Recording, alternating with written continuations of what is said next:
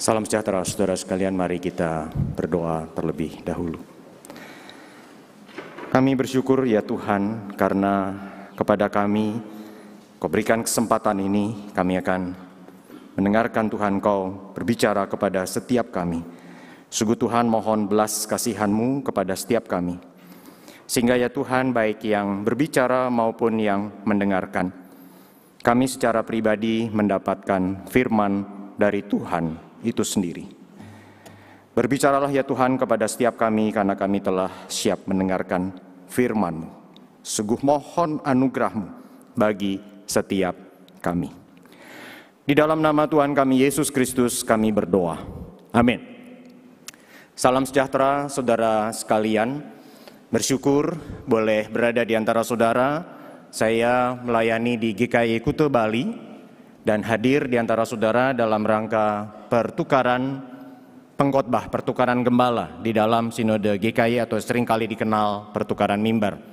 Musa Erwin telah melakukan pelayanan pertukaran mimbarnya minggu yang lalu, maka beliau ada di antara saudara tetapi dijadwalkan adalah pada hari ini, maka saya bersyukur berada di antara saudara.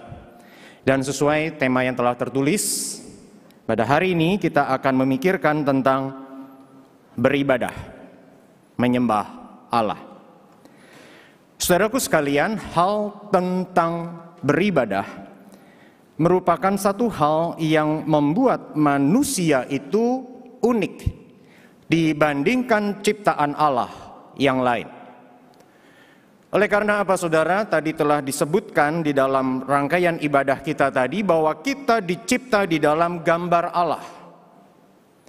Manusia adalah makhluk rohani yang kemudian saudara memang berelasi dengan Allah. Kita lihat di Kejadian pasal 1, Kejadian pasal 2, manusia berelasi dengan baik dengan Allah. Dan benang merah dari Alkitab adalah relasi antara Allah dengan manusia. Sehingga saudara sebenarnya ketika kita berbicara tentang beribadah, maka saudara sebenarnya ini terkait dengan hakikat manusia yang dicipta di dalam gambar Allah. Dan sewaktu saudara dan saya kita menyembah, kita beribadah kepada Allah dengan semua yang sesuai kehendak Tuhan, maka sebenarnya itu mencapai apa yang diharapkan dari kita, yang hakikatnya adalah manusia dalam gambar Allah. Saudaraku, mari kita membuka teks Alkitab yang menjadi dasar perenungan saya pada hari ini, yaitu Yohanes pasal 4 ayat 21 sampai 24. Injil Yohanes pasal 4 ayat 21 sampai dengan ayat 24, saudaraku. Saya akan bacakan sementara saudara sekalian dapat membacanya sesuai dengan teks Alkitab yang ada di hadapan saudara masing-masing. Percayalah kepadaku, hai perempuan, saatnya akan tiba bahwa kamu akan menyembah Bapa bukan di gunung ini dan bukan juga di Yerusalem. Kamu menyembah apa yang tidak kamu kenal. Kami menyembah apa yang kami kenal. Sebab keselamatan datang dari bangsa Yahudi. Tetapi saatnya akan datang dan sudah tiba sekarang bahwa penyembah-penyembah benar akan menyembah Bapa dalam roh dan kebenaran. Sebab Bapa menghendaki penyembah-penyembah demikian. Allah itu roh, dan barang siapa menyembah Dia harus menyembahnya dalam roh dan kebenaran. Saudaraku sekalian, Samaria dan Yahudi, dua komunitas yang beribadah kepada Allah dengan tempatnya yang berbeda dan tata caranya masing-masing. Orang Samaria menyembah di gunung ini, yang menurut D.A. Carson, seorang penafsir Perjanjian Baru, adalah di Gunung Gerizim yang dimaksud. Kemudian saudara, orang Yahudi menyembah dengan agama Yahudi di Yerusalem. Saudara, perbedaan ini oleh karena kedua komunitas itu secara singkatnya saudara menerima kitab yang diakui berotoritas itu berbeda. Orang-orang Samaria menerima hanya 5 kitab Musa sebagai kitab yang berotoritas. Kejadian, Keluaran, Bilangan, Imamat, Ulangan.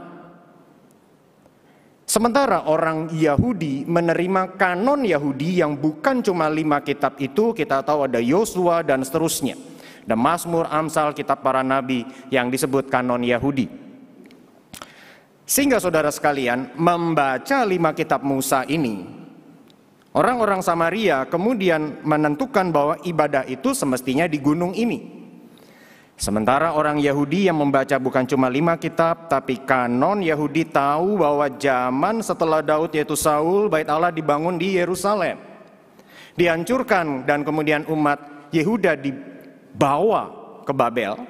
Tapi lalu kembali dari pembuangan dan Zerubabel membangun kembali bait Allah di Yerusalem. Dipugar, diperbesar oleh Herodes di Yerusalem. Bait Allah pada zaman Kristus. Tapi saudara perhatikan bahwa Kristus memberikan kritik kepada 2 komunitas yang beribadah ini. Kepada orang-orang Samaria, Kristus berkata, "Kamu menyembah apa yang tidak kamu kenal." Paulus juga melakukan kritik di Athena. Kamu menuliskan tentang dewa, tentang ilah yang kamu sembah, tapi itu tidak kamu kenal. Suatu kritik kepada komunitas yang beribadah ini. Kristus juga berkata, nanti akan tiba saatnya bukan menyembah di sini atau di sana. Kritik juga diberikan kepada orang-orang Yahudi, meskipun memang di sini Kristus berkata di ayat 22, orang Yahudi menyembah apa yang dikenal. Tapi juga kritiknya sama, beribadah bukan masalah di sini, di sana, tata caranya. Tapi saudara, kalau kita kembali kepada catatan di Injil, misalnya Matius saudara, pasal yang ke-15, ayat 8 dan 9. Kristus berkata, "Bangsa ini memuliakan aku dengan bibirnya, padahal hatinya jauh daripadaku." Jadi ini menjadi kritik saudara bagi 2 komunitas ini. Kalau kamu mau menyembah Allah, ingatlah hakikatnya Allah itu adalah roh.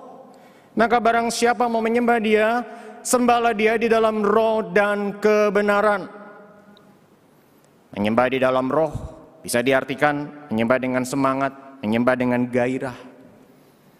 Tapi kalau kita kembali kepada bagaimana kata roh digunakan di Injil Yohanes, misalnya Yohanes pasal 3, barang siapa tidak dilahirkan dari air dan roh.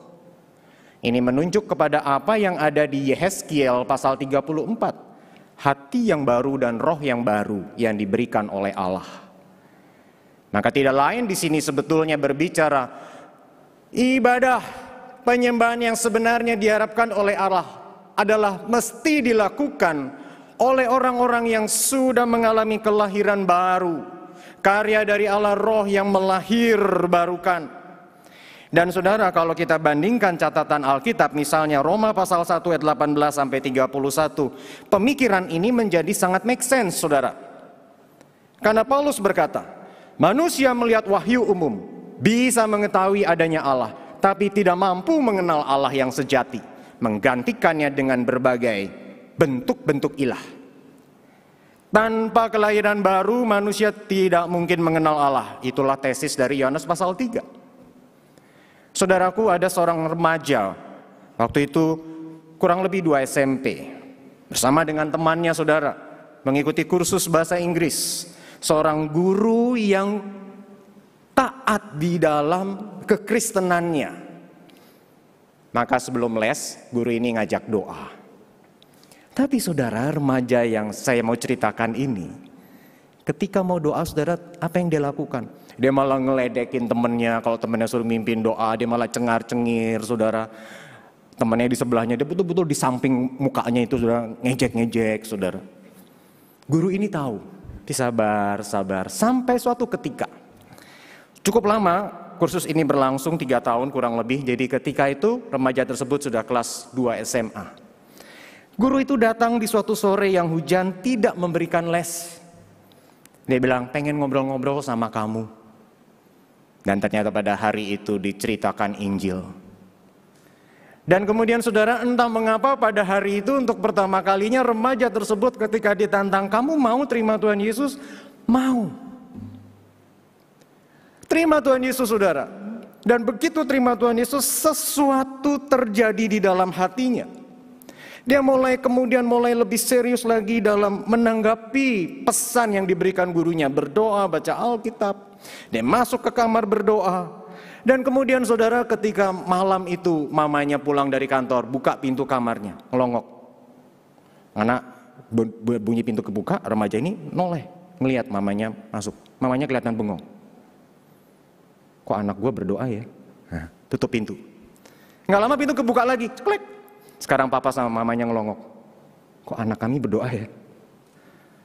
Saudara, remaja itu tidak lain adalah Emmanuel Cahyanto yang sekarang ada di hadapan saudara. Saya menyaksikan betul saudara, tanpa kelahiran baru, tidak mungkin orang bisa mengenal Allah yang sejati dan sungguh menyembah Dia. Menyembah dalam kebenaran. Kebenaran yang mana? Bukan kebenaran yang separuh-separuh, bukan kebenaran yang kita maui, bukan kebenaran menurut orang lain, tapi kebenaran Alkitab yang hakiki. Bulan ini bulan reformasi bukan saudara?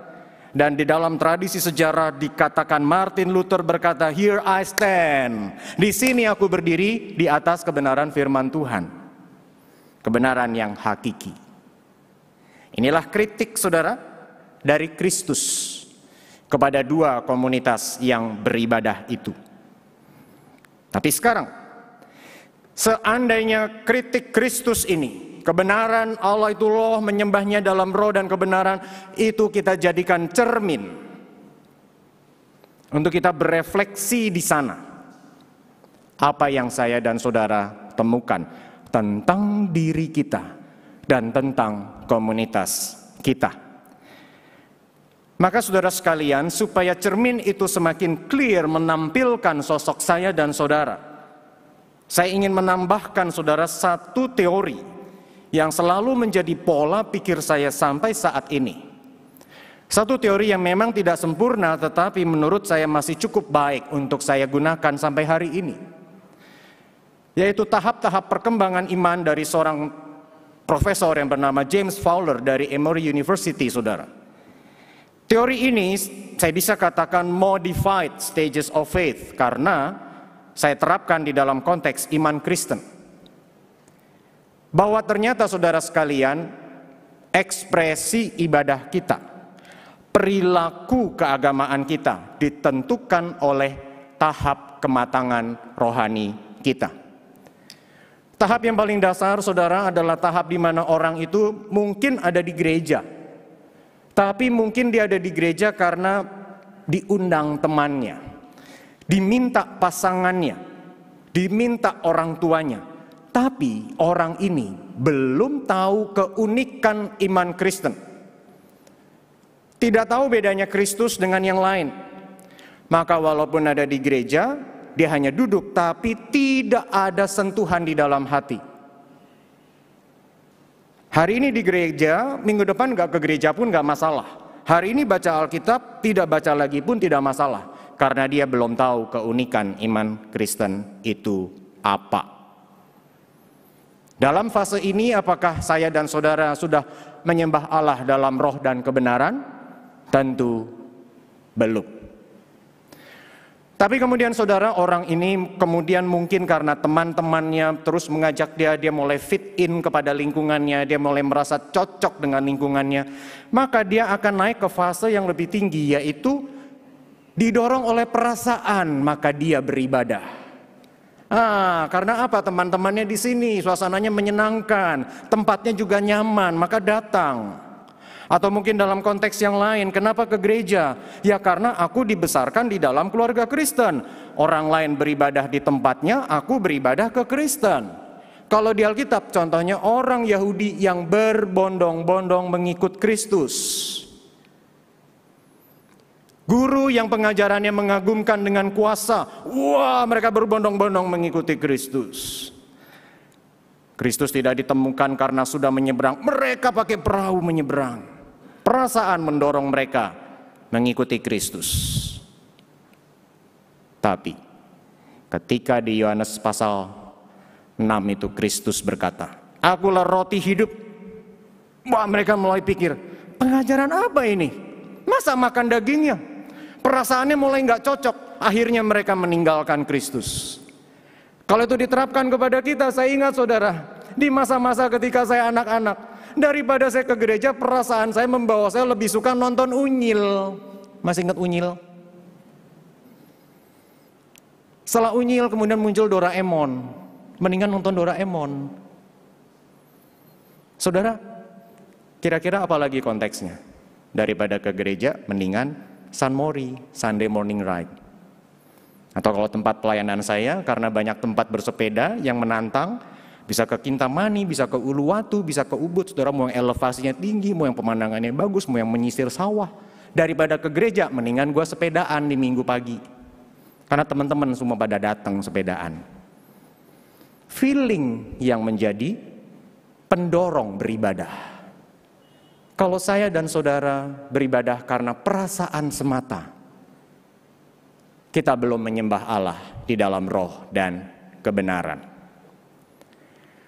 Tapi kemudian saudara, orang pada fase ini kemudian dia mungkin mulai mengamati ada orang berdoa Tuhan berikan. Saudara, saya pernah di masa-masa saya mungkin kelas 4 SD, seorang sepupu saya penginjil datang ke rumah. Kamu mau doa apa? Saya dengan polosnya bilang, mau ulangan matematika saya itu dapat 10. Betul, Tuhan kasih 10. Ya, karena Tuhan itu baik. Tuhan bisa berikan anugerah umum kepada siapa saja. Wah, berdoa, kok aku ditolong? Maka dia mulai mengenali Allah adalah sang pemberi. Dia kemudian bisa dengan tekun berdoa, mungkin ikut berpuasa, bahkan mungkin ikut melayani, mungkin ikut melakukan segala cara. Tapi jangan-jangan itu sebagai means, cara mendapatkan yang dia mau. Tapi begitu ternyata yang dialami tidak sesuai yang diharapkan. Contoh orang-orang Israel, ketika mereka keluar dari keluar dari Mesir, pasukan Firaun itu mengejar dan Kristus dengan kuasanya membelah laut itu, saudara. Mereka menyeberang, orang-orang Romawi itu pasukannya mati. Lalu baca di kitab Keluaran pasal 14 dan 15. Itu mereka bersuka cita. Musa memimpin puji-pujian. Miriam dengan para wanita keluar dengan rebana, mereka bertepuk tangan memuji Tuhan. Wah, Tuhan besar, Tuhan ajaib. Menyeberang sampai ke daerah namanya Mara, air pahit, menggerutu kepada Musa dan Harun. Tuhan berikan air, bergerak ke gurun Sin. Pengen daging, sampai ngomong apa? Mendingan kami ada di Mesir, mati di sana banyak daging, di sini nggak ada daging. Padahal tadinya baru bersuka cita begitu rupa. Menggerutu sedikit dikasih air, menggerutu lagi. Tuhan kasih daging. Bergerak ke daerah namanya Rafidim. Tidak ada air. Keluaran 17. Bukan cuma menggerutu, sekarang mereka mempertanyakan apakah Allah ada di antara mereka atau tidak. Toko laku, puji Tuhan, ibadah dengan senang. Sakit disembuhkan, puji Tuhan, ibadah dengan senang. Begitu hidup susah, sorry Tuhan. Di fase ini, saya dan saudara belum beribadah di dalam roh dan kebenaran.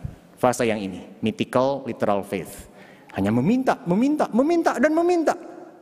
Di fase ini kita belum beribadah di dalam roh dan kebenaran. Allah itu tidak bisa dimanipulasi. Allah itu adalah Allah yang berdaulat. Kalau kita hanya berhenti sampai di sini saja, maka kita belum menyembah Dia di dalam roh dan kebenaran. Tapi lalu kemudian saudara, kalau kita sudah ada di sini, kita kemudian mulai mengamati, oh teman-teman GKY ini punya satu set of rules, set of conducts, tata caranya begini. Rabu kebaktian doa, ada kebaktian hari Minggu, ada doa puasa, ada ini, ada kelompok kecil, kita ikuti semua. Mirip seperti orang Yahudi. Mereka menerima satu tata cara dan tradisi lisan tentang bagaimana menjadi umat beragama itu. Maka sewaktu mereka menemukan Kristus yang mengajarkan berbeda dengan tata cara mereka, mereka bilang apa? Oh, ini salah, tata cara kami yang benar. Orang Samaria bilang tata caranya begini, tempatnya begini. Orang Yahudi bilang tata caranya begini, tempatnya di sini. Yang lain daripada itu salah. Tetapi kalau kita hanya berhenti kepada agama sebagai satu ketentuan yang agamawi saja, ibadah kita jadi kaku. Ibadah kita jadi kehilangan spiritnya, kehilangan esensinya. Kristus menegur, kamu kehilangan esensi kasih kepada Allah, kasih kepada sesama. Kalau ibadah kita hanya perilaku agamawi, di sini kita belum menyembah Allah dalam roh dan kebenaran. Tapi oleh anugerah Allah, maka saya dan saudara bisa masuk ke fase yang lebih tinggi. Refleksi pribadi mulai muncul. Siapa itu Tuhan? Di sini mulai lahir baru, kita mulai mempertanyakan. Kita mau mulai lebih rindu, lebih haus. Tapi di fase ini namanya seperti anak yang baru bertumbuh. Anak itu taunya apa? A good father, papa yang baik adalah dia minta es krim, dikasih es krim. Padahal waktu itu mungkin dia lagi batuk. Minta es krim, papanya bilang gak boleh. Dan anak itu bilang, papa jahat. Karena apa? Belum mengerti bahwa papa yang baik bisa mengizinkannya tidak mendapat yang dia maui untuk kepentingannya dalam konteks berpikir yang lebih luas. Betul ya saudara ya? Di fase ini masih taunya Allah itu yang memberi gitu. Jadi masih belum cukup dewasa tapi sudah mulai menyembah Allah dalam roh dan kebenaran. Tapi kalau terus kita bertumbuh dewasa, maka saudara bisa masuk ke fase di mana seperti misalnya Sadrak, Mesak, dan Abednego. Sekalipun kami harus masuk ke dalam api yang membara ini. Kalau Tuhan mau tolong, Tuhan akan tolong. Kalaupun Tuhan tidak tolong, dia tetap Tuhanku. Walaupun aku sakit. Kalau Tuhan mau, Tuhan bisa sembuhkan. Tapi kalaupun tidak, seperti lagu 10,000 Reasons. Syairnya terakhir itu ya. When time has come, dan seterusnya lah saudara. Di dalam deathbed-nya akan tetap memuji Tuhan. Di sini semakin nyata menyembah di dalam roh dan kebenaran. Apalagi kalau sampai semakin dewasa lagi. Universalizing faith, iman itu menjadi satu dengan dirinya. Para rasul, mungkin Mother Teresa bisa masuk ke sini. Betul-betul iman itu sudah menyatu dengan dirinya. Mari kita bercermin saudaraku. Saya dan saudara ada di fase yang mana? Kalau kita mau menjadi komunitas yang menyembah Allah yang benar seperti yang Tuhan mau, mari kita terus bertumbuh. Mari kita terus mengenal Dia dengan sejati. Mari kita sembah Dia dalam roh dan kebenaran. Dan saudara lihat salib ini yang ada di belakang saya. N.T. Wright mengatakan di dalam bukunya, salib menyatakan Allah tidak menyuruh orang lain melakukan perbuatan kotor. Dia katakan istilah perbuatan kotor. Allah tidak menyuruh yang lain untuk kemudian menyelesaikan masalah dosa. Tapi dia sendiri menjadi manusia, merelakan kakinya berdebu, merelakan tubuhnya dicabik-cabik demi saya dan saudara. Maka saudara sekalian, sebenarnya salib itu yang mengingatkan kita akan karya Kristus. Salib itu bukan menyatakan kita layak menerimanya. Tetapi salib justru menyatakan Allah Tritunggal itu layak menerima segala kemuliaan. Mari kita belajar menyembah Dia semakin dalam roh dan kebenaran. Saudara masih ingat Toyota Starlet? Tahun 90-an itu tagline-nya cukup kencang. How Starlet are you? Nah ini membuat saya jadi mengubahnya menjadi how worshipful are we? Seberapakah kita punya hati yang sungguh rindu menyembah Tuhan?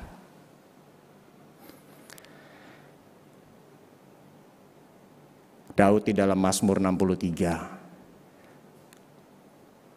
menganalisa jiwanya, dia berkata, aku seperti tanah yang kering dan tandus tiada berair. Dah tanah kering, tandus, tiada berair. Untuk menggambarkan betapa dia haus akan Tuhan. Saudara, saya begitu merenungkan bagian-bagian tentang worship, mengevaluasi hati saya. Oh, saya berkata, Tuhan ampuni aku, ampuni aku. Kadang kecil sekali kerinduan ini. Minim saja kesadaran tentang perilaku apa yang sedang saya kerjakan hari ini. Namun saudaraku, poin kedua, kalau kita bicara tentang komunitas yang beribadah, kita perlu juga memperhatikan kritik yang secara khusus dari Kristus bagi komunitas Yahudi. Celakalah kamu, hai ahli-ahli Taurat dan orang-orang Farisi. Hai kamu yang munafik, setiap persepuluhan dari selasih, adas manis, dan jintan kamu bayar. Tetapi yang terpenting dalam hukum Taurat yaitu kebaikan, keadilan, belas kasihan, dan kesetiaan. Ya, jadi yang satu dilakukan yaitu semua yang terkait dengan ritual ibadah. Tetapi yang terkait dengan hidup nyata dalam relasi dengan sesama diabaikan. Hari Minggu saya dan saudara bisa bagaikan malaikat. Tapi hari Senin sampai Sabtu saya bisa menjadi iblis yang kumat. Maka hari ini di GKI Kuta Bali tema yang kami gumulkan adalah orang Kristen yang tidak bertuhan. Orang Kristen yang bertuhan jangan-jangan saya dan saudara hanya di hari Minggu saja. Tapi Senin sampai Sabtu kita mengabaikan Tuhan. Padahal firman Tuhan itu berkata apa saudara? Roma 12 ayat 1, persembahkanlah tubuhmu persembahan yang hidup dan kudus, yang kudus dan berkenan. Bukan Minggu tok. Kejadian pasal 1 ayat 15, panggilan dari Allah kepada manusia. Kejadian 2 ayat 15. Supaya manusia memelihara, mengupayakan dan memelihara taman. Kata mengupayakan taman Kejadian 2 ayat 15 adalah dari kata abad. Abad, melayani, to serve, to worship. Saudara, ternyata mengusahakan taman yang tidak lain berbicara tentang pekerjaan, profesi, aktivitas kita di dalam alam semesta yang Allah ciptakan ini. Itu adalah pelayanan dan ibadah kita. Tidak ada sama sekali pemisahan antara dunia sekuler dengan dunia yang sakral. Semuanya itu adalah satu. Kita diminta memelihara taman seperti kata yang sama digunakan kepada Allah yang berbicara melalui Musa kepada Israel. Peliharalah ketetapanku. Memelihara hidup, menjaga keseimbangan adalah begitu penting seperti kita memegang akan mandat Allah, firman Allah yang sakral itu. Saudara sekalian, kalau saya dan saudara bicara tentang ibadah, maka semestinya kita tidak memisahkan antara ritual dan hidup aktual. Ibadah yang sejati tidak membedakannya. Tapi manusia seringkali saya dan saudara membedakannya berdasarkan yang pertama, berdasarkan waktu. Ada waktu di mana saya sedang melayani sebagai satu tim pelayanan dalam periode tertentu. Ada waktu hari Minggu beribadah, masuk ke gereja dengan lengan yang merangkul istrinya. Tetapi siapa sangka kemudian sang istri datang ke gereja kepada rekan kami. Bukan GKI saudara ya, jadi saudara jangan cari tahu di GKI Kuta Bali, ini bukan di GKI saudara. Kemudian dia bercerita sama rekan kami ini, saya mau cerai saja. Kaget. Tadi gereja kalau hari Minggu tampak ini pasangan yang mesra. Bahkan jadi contoh teladan pasutri-pasutri muda. You know what? Tangan yang sama yang merangkul istrinya hari Minggu adalah tangan yang hari Senin sampai Sabtu mendarat di pipi istrinya. Kita bisa membedakan berdasarkan waktu, bisa membedakan berdasarkan tempat. Di gereja, di jalanan, di kantor, di rumah, berdasarkan peran. Hari ini saya berperan sebagai rohaniwan. Saya di rumah berperan sebagai kepala keluarga. Apakah masih sama? Saudara sekalian, dengan demikian maka kita harus mulai dari mana? Maka sebagai implikasi untuk kiranya dapat kita bawa pulang, kita pikirkan dan kita terapkan. Mari kita secara intensional menumbuhkan kerohanian kita. GKI Pluit, gereja yang berpusatkan Kristus. Khotbah-khotbah yang berpusatkan kepada Kristus. Dan kiranya kita pun intensional untuk hidup kita semakin berpusatkan Kristus. Mari kita intensional dalam disiplin rohani dasar, berdoa, baca Alkitab, beribadah, melayani. Mari kita masuk dalam komunitas, baik itu kelompok kecil atau mungkin kalau saudara ada di dalam komisi. Karena dalam komunitas itu kita bisa belajar. Oh, ada orang ini bisa bersikap begini ngadapin rasa sakit ya. Oh, ada orang begini menghadapi masalah bisa terus mengingat Tuhan ya. Hal-hal yang very basic. Itulah perlunya komunitas. Yang kedua, mari kita terus pupuk hati yang menyembah. Saudara, saya memilih lagu-lagu tertentu yang menyentuh hati saya. Buku-buku tertentu. Atau saya suka ke alam. Ke Bedugul misalnya, saya melihat pohon-pohon yang tinggi. Lalu saya kecil di situ. Saya bayangkan kalau saya masuk di dalam kumpulan pohon ini. Helikopter dari atas pun belum tentu bisa menemukan saya. Kecuali saya berikan koordinat saya di mana. Tapi Mazmur 139, Allah akan dapat menemukan saya karena kegelapan tidak menggelapkan baginya. Dia akan bisa tetap menemukan saya. Apapun yang membuat kita tergugah hatinya, terpupuk rohaninya untuk menyembah Allah. Yang ketiga, lebih intensional dalam melakukan firman. Maka sini butuh rekan seperjalanan. Istri saya, tulang rusuk saya itu adalah rekan seperjalanan bagi saya. Tapi juga perlu kelompok kecil di mana bisa saling mengingatkan. Yang ketiga dengan yang pertama, yang ketiga itu butuh relasi yang lebih mendalam. Keterbukaan, keberanian untuk memberi saran, mengingatkan. Saudara, di GKI Kuta Bali, kami juga menggerakkan pemuritan sama seperti GKI Pluit. Tapi saudara, izinkan saya bersaksi bahwa saya di dalam 2 kelompok, saya tidak menjadi group leader, tapi saya dipimpin. Ya, saya dipimpin. Mengapa tidak saya dipimpin? Karena yang penting adalah kita semua masuk dalam proses pemuritan. Karena siapa sebetulnya yang memuridkan kita? Tuhan itu sendiri. Dan saya dan saudara adalah rekan, bersama-sama dimuridkan oleh Tuhan. Dan biarlah nama Tuhan semakin dimuliakan. Kita berdoa. Tuhan, terpujilah namamu. Terima kasih untuk kesempatan hamba-Mu menggumulkan kebenaran-Mu, mencoba memikirkan dan menyampaikannya. Mohon belas kasih Tuhan untuk kami dapat menerapkannya dalam hidup kami. Bukan yang lain, tapi supaya nama-Mu kian dimuliakan. Di dalam nama Tuhan Yesus. Amin. Tuhan memberkati.